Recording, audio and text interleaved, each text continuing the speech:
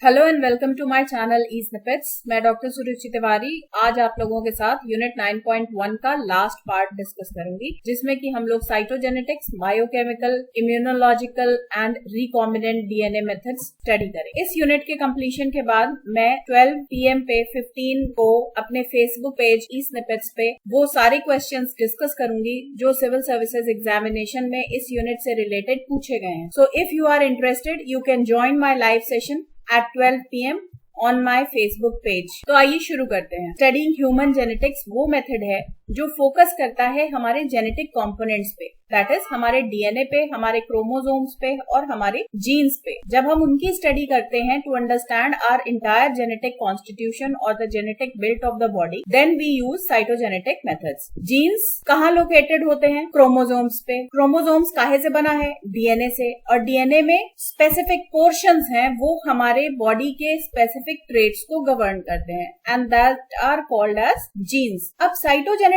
Method में हम क्या करते हैं? साइटोजेनेटिक मेथड में हम जीन के वो पोर्शंस जिनपे की स्पेसिफिक ट्रेट लोकेटेड है, जो हमें लगता है कि ये स्पेसिफिक ट्रेट लोकेटेड है, वहां पे जो स्पेसिफिक प्रोटीन लोकेटेड है, जो उस पोर्शन को हम of that portion of DNA को हम हाईलाइट करते हैं to study the composition of the DNA over there, that what are the proteins, what are the amino acids, what is the amino acid sequence which is determining the production of the protein in that area, which particular protein is being produced। और उससे हम ये जानते हैं कि ये particular part of the DNA, segment of the DNA कौन से अमीनो एसिड को, कौन से प्रोटीन को कोड कर रहा है। ठीक है।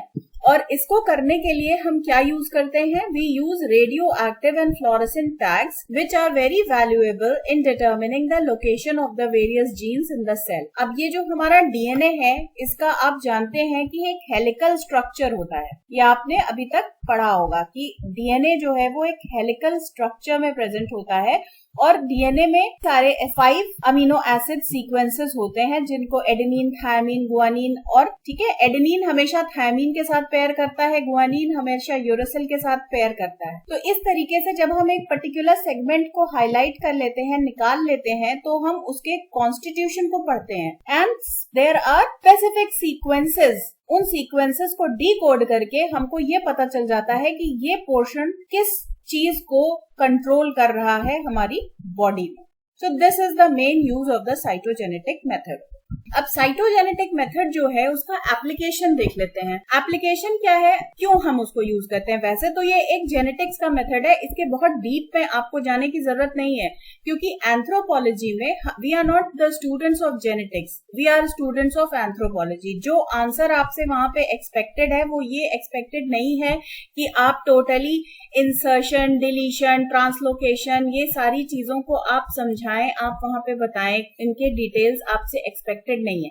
आपसे एक्सपेक्टेड है कि साइटोजेनेटिक्स का आप एप्लीकेशन बताएं कि किस तरीके से इसको हम ह्यूमन जेनेटिक्स को स्टडी करने में यूज करते हैं एंथ्रोपोलॉजी में, राइट? तो इसका एप्लीकेशन क्या है? इसमें हम ह्यूमन वेरिएबिलिटी ढूंढते हैं in diagnosing the abnormal chromosomal components. अब हमारे बॉडी में कुछ ऐसे सिंड्रोम्स हम लोग देखते हैं कि प्रेजेंट हैं जो हमारे नॉर्मल ह्यूमंस में प्रेजेंट नहीं है, जैसे कि डाउन सिंड्रोम। अब डाउन सिंड्रोम में क्या होता है? मेंटल रिटार्डेशन होता है, मुंह जो है वो, जो माउथ पोर्शन है वो क्लिफ शेप्ड होता है, टंग हमेशा प्रोट्रूडेड रहती है, ड्वार्फ होता है जो भी उसका अफेक्टेड इंडिविजुअल होता है। और ये सिंड्रोम क्यों कॉज होता है? ये सिंड्रोम कॉज होता है due to the extra copy of the chromosome number 21। अब ये हमें कैसे पता चलेगा कि क्रोमोसोम नंबर 21 की एक्स्ट्रा कॉपी वहां पे प्रेजेंट है? ये हमें तब पता चलेगा जब हम साइटोजेनेटिक्स को अप्लाई करके डीएनए की डीकोडिंग करेंगे, हम जीन के स्पेसिफिक लोकेशंस पता करेंगे, तब हमको पता चलेगा कि ये प्रोटीन, ये जो सीक्वेंस है ये यहाँ पे 2 बार है। That means this chromosome number 21 which is coding for so and so protein is present twice. तब हम ये पता लगा सकते हैं कि यहाँ पर हमारा जो इंडिविजुअल है, इसमें जो एबनॉर्मेलिटीज हैं ये हमारे ड्यूप्लीकेशन की वजह से आ रही हैं। Similarly, another syndrome is there, Klinefelter syndrome, occurring in males with an extra X chromosome. Normally, हमारे previous लेक्चर्स को अगर आपने देखा है तो आपको पता होगा कि मेल्स का जेनेटिक कॉम्पोजिशन क्या होता है, X and Y, but the individuals affected with Klinefelter syndrome have an extra X. उनके पास 2 X क्रोमोसोम और 1 Y क्रोमोसोम होता है, because of which they face certain abnormalities. Now, this syndrome can also be detected with the help of the application by using the methods that are applied in the cytogenetics. There are certain chemical tests which are used to distinguish certain inherited conditions of humans, like phenylketonuria, cystinuria, alkaptonuria, galactosaemia, ये सब क्या है? ये सब भी metabolic disorders हैं. अभी तो हम लोगों ने क्या देखा? हम लोगों ने देखा कि सिंड्रोम्स हैं जो पूरे पूरे क्रोमोसोम्स डुप्लीकेटेड हैं, अपने आप को 2 बार एक्स्ट्रा कॉपी कर रहे हैं. But there are certain conditions, जैसे कि फिनाइलकीटोन्यूरिया होता है. इसमें क्या होता है कि this is a physiological disorder जिसमें कि हमारा फेनाइल एनालिन हाइड्रोलेज जो एंजाइम है वो एब्सेंट हो जाता है, जिसकी वजह से हमारी बॉडी में फेनाइल एनालिन का कॉन्सेंट्रेशन बढ़ जाता है. अब एक केमिकल के कॉन्सेंट्रेशन के बढ़ने की वजह से क्या होगा? हमारे जो अफेक्टेड इंडिविजुअल है उसमें mental retardation, fair skin eczema या एपिलेप्सी टाइप की चीजें हमको वहां पर मिलने लगेंगी. It is a very problematic disease. Similarly alkaptonuria में क्या है? एल्कैप्टोन्यूरिया में भी ये सारी चीजें हमारी कहाँ को, हमारी बॉडी में क्या क्या केमिकल्स, क्या क्या प्रोटीन्स प्रेजेंट होंगी, ये कहाँ कोडेड है? डीएनए में कोडेड है. डीएनए के किस पोर्शन में कोडेड है और उसमें क्या डेफिशिएंसी हो रही है जिसकी वजह से थोड़ा सा भी अगर सीक्वेंस चेंज हो जाता है तो एक पर्टिकुलर डेफिशिएंसी कॉज हो जाती है. जैसे एल्कैप्टोन्यूरिया में होमोजेनिस्टिक एसिड ऑक्सीडेज एंजाइम की कमी हो जाती है और हमारी बॉडी में होमोजेनिस्टिक एसिड इकट्ठा होने लगता है, जिसकी वजह से हमें अर्थराइटिस और ब्लैक यूरिन जैसी प्रॉब्लम्स आती हैं. सिमिलरली गैलेक्टोसीमिया है. सिमिलरली आपको एल्बिनिज्म में भी सेम प्रॉब्लम देखने को मिलती है. तो ये मेटाबॉलिक डिसऑर्डर्स हैं जिसमें कि हमारे साइटोजेनेटिक्स के जो मेथड्स हैं they are very helpful in diagnosing the cause and the effect of the production or the deficiency of a particular protein in our genetic constitution, that is DNA. अब आइए देखते हैं कि इसमें टेक्निक्स क्या क्या हैं. अब यहाँ पे आपको एग्जाम में बहुत ज्यादा डिटेल में टेक्निक्स बताने की जरूरत नहीं है, अनलेस एंड अनटिल आपसे पूछा जाए डिस्क्राइब द साइटोजेनेटिक मेथड्स और techniques of analysing human genetic constitution. Otherwise लेकिन आपको पता होना चाहिए कि क्या टेक्निक्स यूज होती हैं. So I am just giving you an overall idea that different branding techniques are used in the identification of each chromosome as well as to detect the structural chromosomal rearrangements. अब उनमें से सबसे important होती है आपकी Q bending. Q bending में हम क्या करते हैं? फ्लोरोक्रोम को हम यूज करते हैं, जैसे कि क्वेरासिन मस्टर्ड, क्विनाक्राइन डाइहाइड्रोक्लोराइड का हम यूज करते हैं, जिसकी वजह से जो हम स्टेनिंग जब कर देते हैं क्रोमोसोम्स की तो क्या होता है कि हमें फ्लोरेसेंट एरियाज मिल जाते हैं क्रोमोसोम्स में, और ये जो इनको हम कहते हैं कि क्यू बैंड्स अपीयर हो गए. यहाँ पे आप इमेज में देख सकते हैं there are certain fluorescent areas which are highlighted in the chromosome. These areas are called as the Q bands, and these Q bands along each chromosome, they are present in each chromosome in altering bright and dull bands with the varying intensity. तो इससे हम पता लगाते हैं कि क्या constitution है. Next technique is G banding. G banding में क्या होता है? ये जिम्सा स्टेन से हम इसको स्टेन करते हैं, and this is done by treating the chromosome with substances, usually trypsin, that alters the structure of the protein, followed by the staining with Giemsa solution. Giemsa solution में क्या होता है? Giemsa solution में जो हमारा protein होता है उसको वो ऑल्टर कर देता है. वो स्पेसिफिक प्रोटीन्स अगर वहां पे प्रेजेंट होंगे तो वो ऑल्टर हो जाएंगे, उनका नेचर चेंज हो जाएगा, और वो पोर्शन जहां पे वो प्रोटीन प्रेजेंट होंगे those portions will be stained with Giemsa, right? तो हमें ये पता चल जाएगा कि कहाँ पे ये हमारा प्रोटीन, ये जो स्पेसिफिक प्रोटीन की हम बात कर रहे हैं जो ट्रिप्सिन है, वो किस तरीके से कहाँ पे प्रेजेंट है, हम उसको तुरंत लोकेट कर सकते हैं by using the G banding technique. R banding technique में क्या होता है, ये जिम्सा टेक्निक की जस्ट रिवर्स्ड है कि जहां जहां जिम्सा स्टेन होता है, जहां पे मान लीजिए जिम्सा स्टेन में डार्क आएगा, आर बैंडिंग में वहां पे लाइट आएगा। ठीक है, ये इसकी ठीक रिवर्स होती है। Then comes the C banding. C banding क्या होती है, C banding localize the heterochromatic region of the chromosome. C band methods ज्यादातर एक एक्रोसेंट्रिक क्रोमोसोम्स पे यूज होते हैं। अब एक्रोसेंट्रिक क्रोमोसोम्स क्या होता है आपको हो सकता है पता हो, अगर नहीं पता है तो let me tell you. Chromosome structural basis पे 4 टाइप्स के होते हैं। पहला होता है मेटासेंट्रिक, जिसमें कि हमारा जो सेंट्रोमियर है वो एग्जैक्टली बीचों बीच में प्रेजेंट होता है और दोनों शॉर्ट आर्म्स और लॉन्ग आर्म्स होते हैं, करीब करीब बीच में होता है सेंट्रोमियर।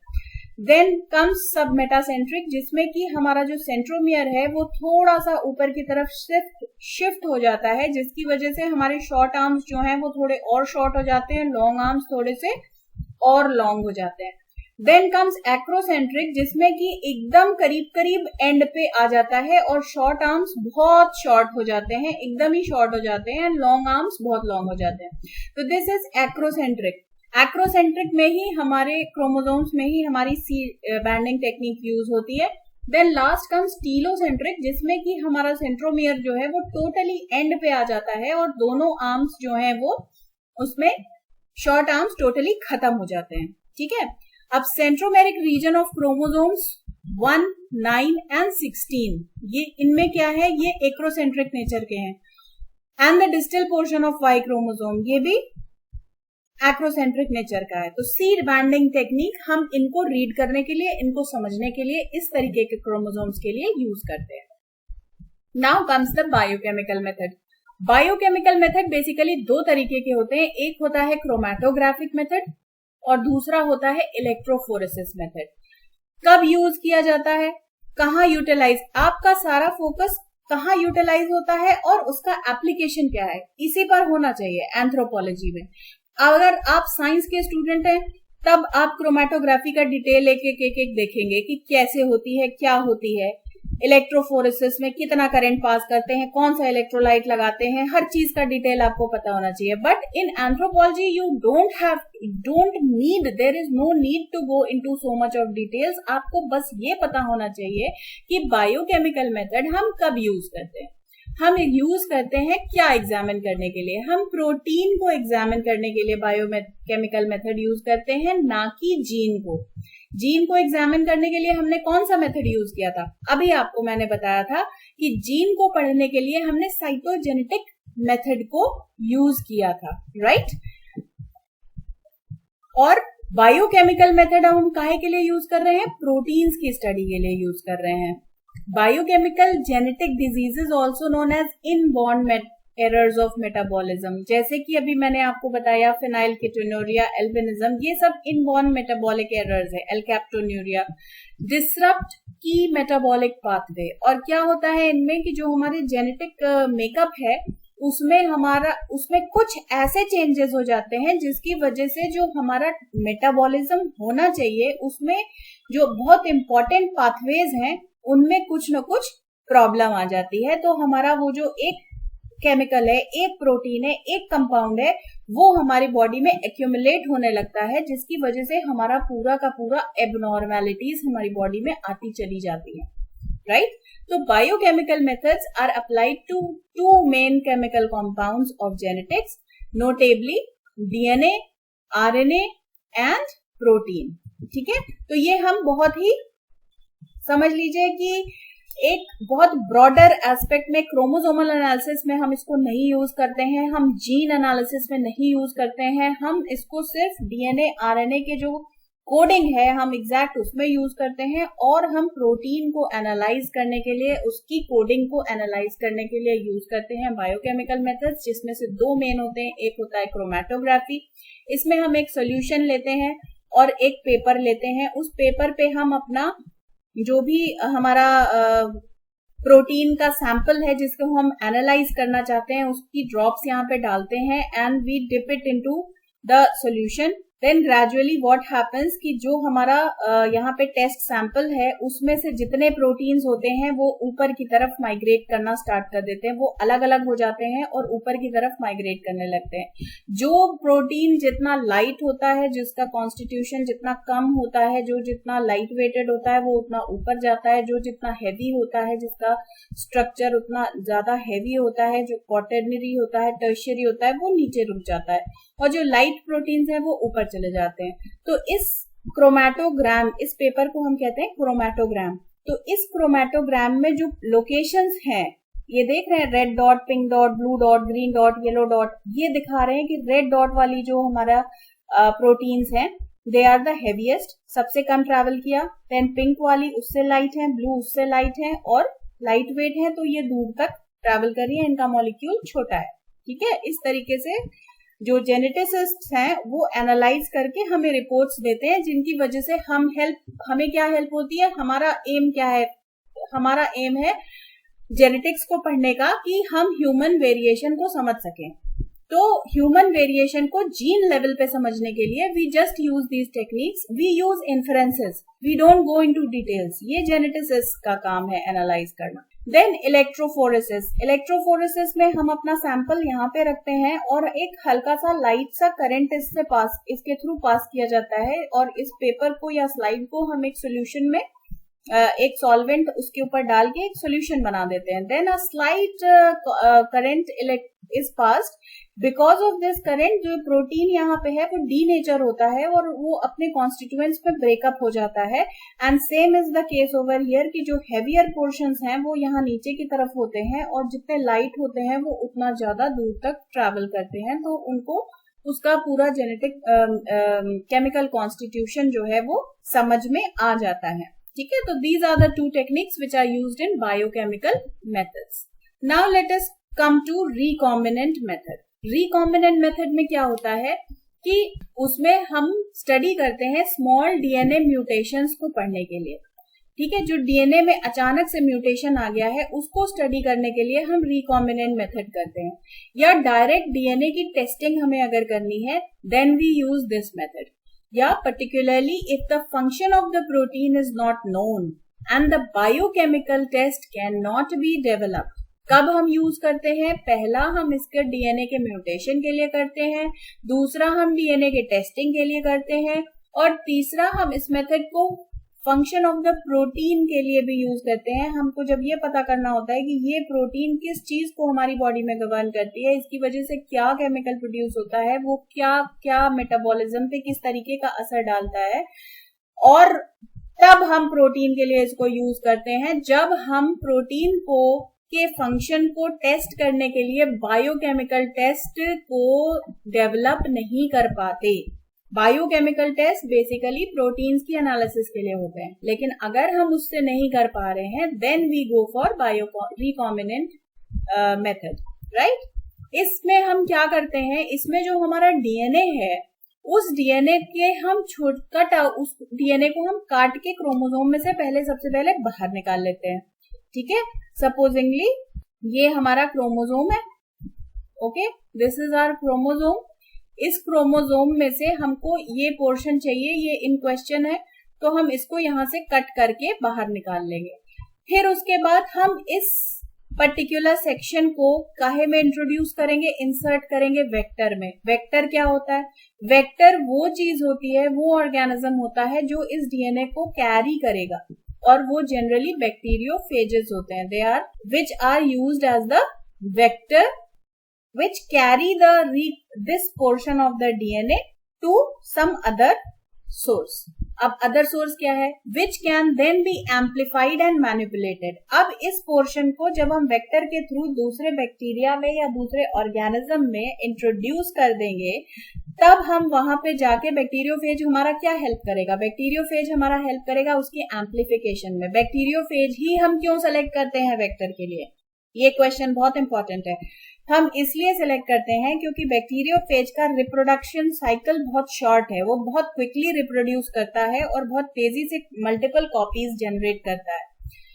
फिर उसके बाद हम एम्पलीफाई और मैनिपुलेट करते हैं वहां पे, और फिर उसको स्टडी करते हैं। We use this particular DNA to modify the genome of the organism by transgenesis, right?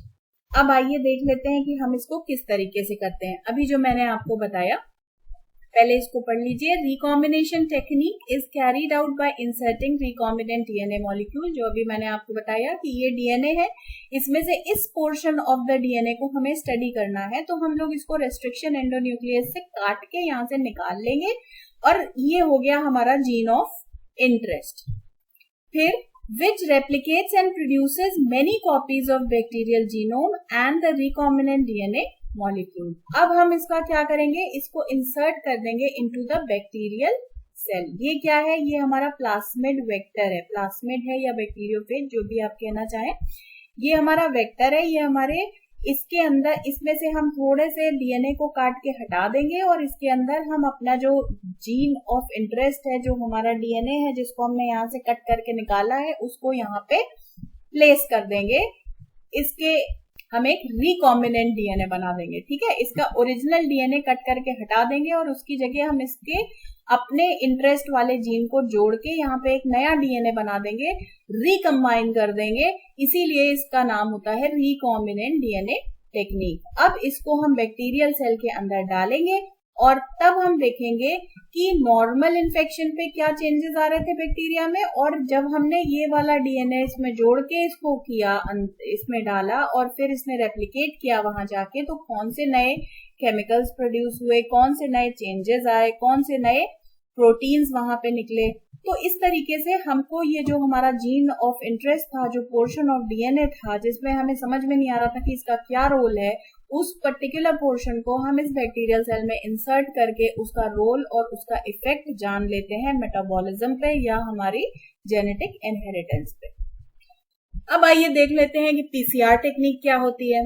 PCR technique से भी आप लोग बहुत डरते रहते हैं।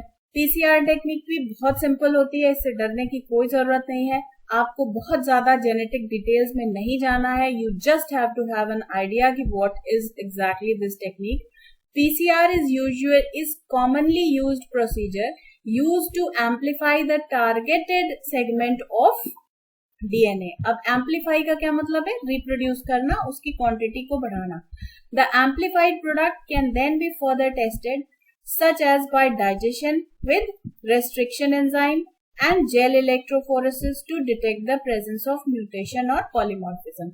अब ये हम कब यूज करते हैं, देखिए आपको सिर्फ यूज पे कंसंट्रेट करना है, आपको उसके प्रोसीजर में नहीं जाना है। प्रोसीजर क्या है, मान लीजिए अभी हमने लास्ट स्लाइड में देखा, ये हमारी रिकॉम्बिनेंट टेक्नोलॉजी थी। इसमें हमने ये आइडेंटिफाई कर लिया कि ये जो पोर्शन है, ये मान लीजिए हमारा ह्यूमन इंसुलिन को प्रोड्यूस करता है, ठीक है। अब हमको चाहिए क्या चाहिए, अब हमको जब हमने इसको आइडेंटिफाई कर लिया, तो आइडेंटिफाई करके हमने क्या ही कर लिया, आइडेंटिफाई करने के बाद जब तक हम उसको यूटिलाइज ना करें उस नॉलेज को, तब तक वो नॉलेज वेस्ट है। तो हम क्या करते हैं कि अब ये जो मैंने पोर्शन यहाँ आइडेंटिफाई कर लिया, इस पोर्शन को हम लोग पीसीआर टेक्निक के थ्रू रेप्लिकेट करते हैं, बढ़ाते हैं, ठीक है। तो मान लीजिए ये इंसुलिन प्रोड्यूसिंग अगर हमारा एरिया हमने आइडेंटिफाई कर लिया है, तो सबसे पहले हम इस एरिया को काट के अलग कर लेंगे।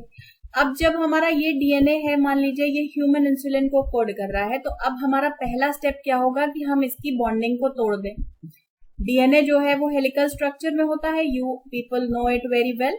तो अब इस हेलिक्स को जब हम तोड़ेंगे, they are sticking together by some bonds, they are having some bonds, ठीक है, उससे वो स्टिक टुगेदर है। अब इन बॉन्ड्स को तोड़ना पड़ेगा हमको, इन दोनों स्ट्रैंड्स को अलग करने के लिए।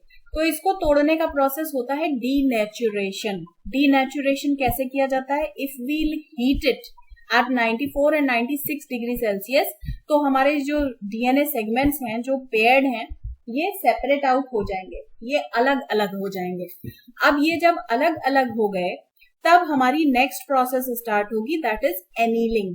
एनीलिंग में हम क्या कहते हैं कि जब हमने इसको अभी पीछे रिकॉम्बिनेंट डीएनए टेक्नोलॉजी में हमने इसका कॉन्स्टिट्यूशन पूरा वहां डायग्नोज कर लिया है, क्या क्या पेयर्स प्रेजेंट है, इस पे कौन कौन से प्रोटीन्स प्रेजेंट है।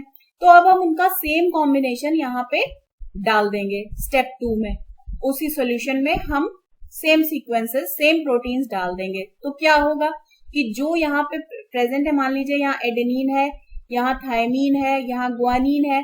तो जब हमने उसमें और प्रोटीन्स डाले तो adenine will pair with thymine, thymine will pair with adenine, right. तो ये लोग अपने पेयर्स को डेवलप करना शुरू करेंगे, थोड़ा थोड़ा पेयरिंग यहाँ पे हो जाएगी। अब ये जो पेयरिंग हो गई, अब हमारा थर्ड स्टेप इसके बाद हो जाएगा कि हम इसको इलोंगेट कर दें। ये जो पेयरिंग है इसके बाद ये रेप्लिकेट करना, ये तो हमने डाला था सोल्यूशन में इसलिए ये पेयर हुआ जो पिंक वाला है। फिर उसके बाद ये जो ब्लू पोर्शन है ये according to the setting of the proteins ये यहाँ पे अपना पेयर जनरेट कर लेता है, और जनरेट करने के बाद हमको क्या मिल जाता है कि हमने यहाँ पे 2 स्ट्रैंड्स लिए थे, at the end what are we getting, we are getting 4 strands. And similarly हम इसको फिर से कट करेंगे पीसीआर टेक्निक के थ्रू, पहले डीनेचर करेंगे, फिर उसको पेयरिंग कराएंगे, फिर उसको पेयर को इलोंगेट करेंगे, फिर उसको कट करेंगे पोर्शंस में। तो हमको बहुत सारे ऐसे जीन्स मिल जाएंगे, जो बहुत सारा डीएनए मिल जाएगा जो उस पर्टिकुलर ट्रेट के लिए रिस्पॉन्सिबल है। जैसा कि मैंने आपको स्टार्टिंग में कहा था कि इमेजिन कि ये पोर्शन जो है ये हमारा ह्यूमन इंसुलिन का पोर्शन है। तो ह्यूमन इंसुलिन जनरेटिंग डीएनए जो है जब हमने उसको कोड कर लिया और रिप्रोड्यूस कर लिया, तो अब हम इसको क्या यूज कर सकते हैं, हमने पीसीआर टेक्निक के थ्रू इसकी बहुत सारी कॉपीज बना ली। अब इन बहुत सारी कॉपीज को हम बैक्टीरिया के में इंसर्ट करा देंगे, और those bacterias will start producing what, they will start producing human insulin, and we will extract that human insulin from those bacteria and we can give it to the as a medicine to the patients of having the diabetes. तो ये हमारा use है recombinant technology का, recombinant method का और PCR technique का in the improvement of human kind, in diagnosing the problem and trying to solve it through genetic methods, right. अब आ जाइए इम्यूनोलॉजिकल टेक्निक पे, जो कि लास्ट है। इम्यून सिस्टम क्या होता है आपको पता होगा। इम्यून सिस्टम वो सिस्टम होता है हमारी बॉडी का जो हमारे जर्म्स के अगेंस्ट फाइट करता है। इम्यूनोलॉजी क्या हुई, इम्यूनोलॉजी वो साइंस हुई जो हमारे इम्यून सिस्टम की स्टडी करता है। अब आप क्वेश्चन मुझसे पूछेंगे कि ये हम इम्यूनोलॉजी यहाँ क्यों पढ़ रहे हैं। हम इम्यूनोलॉजी एंथ्रोपोलॉजी में इसलिए पढ़ रहे हैं क्योंकि देयर आर जेनेटिक फैक्टर्स, अलग अलग, अभी आपने कोरोना की जो महामारी थी उसमें देखा कि अलग अलग लोगों को अलग अलग तरीके से कोरोना ने इफेक्ट किया। किसी को बहुत स्लाइटली इफेक्ट किया, किसी की डेथ भी हो गई कोरोना की वजह से। Why is it so? This is so because of the differences in your immune system, differences in the immunity of your body. अब ये जो immunity है ये कहाँ से डिटरमिन होती है? ये कुछ हद तक तो आपके खानगी पीनगी से डिपेंड होती है और कुछ हद तक आपके जेनेटिक फैक्टर्स से डिपेंड होती है। तो जो जेनेटिक फैक्टर्स हैं जो इम्यूनिटी को अफेक्ट करते हैं और हमारी जेनेटिक वेरिएशन में एड ऑन करते हैं, उसको हम पढ़ने के लिए, जेनेटिक वेरिएशन को पढ़ने के लिए हम इम्यूनोलॉजिकल टेक्निक्स का यूज करते हैं एंथ्रोपोलॉजी में। Now this can be applied in the detection of hemoglobinopathies also और in some other genetic disorders and can assess the risk of such disorders in a population. हम जब इसको पढ़ते हैं, इम्यूनोलॉजिकल टेक्निक्स को यूज करते हैं ह्यूमन डिफरेंसेस को, ह्यूमन वेरिएबिलिटी को पढ़ने के लिए, तो हम ये भी असेस कर सकते हैं कि which population is more prone to the risk of a particular disease. जैसे कि कोरोना में यूरोपियन कंट्रीज में लोगों को बहुत ज्यादा इफेक्ट किया, death rate was very high. ये डिफरेंसेस क्यों हैं, ये डिस्क्रिपेंसीज क्यों हैं? निएंडरथल डीएनए का भी आपने सुना होगा अगर आप रिसेंट पढ़ते हैं कि जिनमें निएंडरथल डीएनए था they were at high risk European population में। तो ये सारे जो डिफरेंसेस हैं ह्यूमन वेरिएबिलिटी के, ये किससे गवर्न हो रहे हैं? ये हमारे इम्यून सिस्टम से गवर्न हो रहे हैं। That is why we are taking the help of the immunological techniques to study the human variation. तो हम इम्यूनोलॉजिकल टेक्निक्स की जब बात करते हैं तो हम इनको 2 लेवल्स पे पढ़ते हैं। एक लेवल तो होता है हमारा ब्लड सेल एंटीजन के लेवल का, कि जो भी हमारी बॉडी में मान लीजिए कोई जर्म घुसा, हमारे बॉडी के जो सेल्स हैं, जो हमारी बॉडी में सेल्स हैं, वो उन्होंने उसको डायग्नोज किया, this is a cell, it has diagnosed कि ये क्या प्रॉब्लम है, कोई एंटीजन है जो हमारी बॉडी में एंटर कर रहा है, आउटसाइड फॉरेन पार्टिकल है हमारी बॉडी में एंटर कर रहा है, उससे फाइट करने के लिए वो तुरंत एंटीबॉडी बनाते हैं और वो एंटीबॉडी हमारे एंटीजन के साथ फाइट करती है। ठीक है, तो ये तो हो गया हमारा एक फर्स्ट लेवल जो सेल के लेवल पे हो जाता है, ब्लड सेल के लेवल पे एंटीजन हो जाता है। दूसरा हो गया हमारा HLA सिस्टम। HLA सिस्टम क्या है? They encode for major histocompatibility complex. Major histocompatibility complex proteins are found on the surface of the cell. ये प्रोटीन्स जो है ये हमारे सेल की सरफेस पे प्रेजेंट होती हैं and they allow the immune cells to recognise if the given cell is dangerous और नॉट। तो एक सेल के लेवल पे हो गई और दूसरा हमारी HLA के लेवल पे हो गई जो सरफेस पे ही प्रेजेंट है और ये आइडेंटिफाई कर रही है कि ये एंटीजन फॉरेन बॉडी है, ये हमारे लिए डेंजरस है। If they pass on the signal yes they are, this particular foreign body is dangerous, then instantly हमारा जो सेल सिस्टम है ये हमारी एंटीबॉडीज की को बनाता है और they will fight with the antigen, right? अब specific antigens of HLA genes are correlated with human diseases and disease predisposition. ठीक है, antibodies also have a genetic basis and their seemingly endless ability to match any antigen presented is based on special type of DNA shuffling process between the antibody genes. अब जैसा कि अभी आप लोगों ने देखा था कोरोना में कि ये जो एंटीजन था ये हम ह्यूमंस में पाया ही नहीं जाता था, तो हमारी बॉडी में उसके लिए पहले से एंटीबॉडी प्रिपेयर्ड नहीं थी। But gradually through vaccination, how was vaccination developed? Vaccination was developed by using the immunological techniques, and by using these techniques we have developed vaccine. And because of the introduction of vaccines in our body, what are our body doing? They are manufacturing the new antibodies which are required for this particular disease. तो इस तरीके से हमारा जो immunology है, जो immunological techniques हैं, उनको यूज करते हुए हम एंथ्रोपोलॉजी में ह्यूमन वेरिएशन को भी स्टडी करते हैं और ह्यूमंस के बेनिफिट में अप्लाई भी करते हैं। Immunology is also useful in identifying specific recombinant DNA clones that synthesize a specific protein of interest. Right? Thank you. So this is the end of my lecture today and the end of unit 9.1 also. Thank you for listening my lecture. Please subscribe, like and share my channel. Thank you.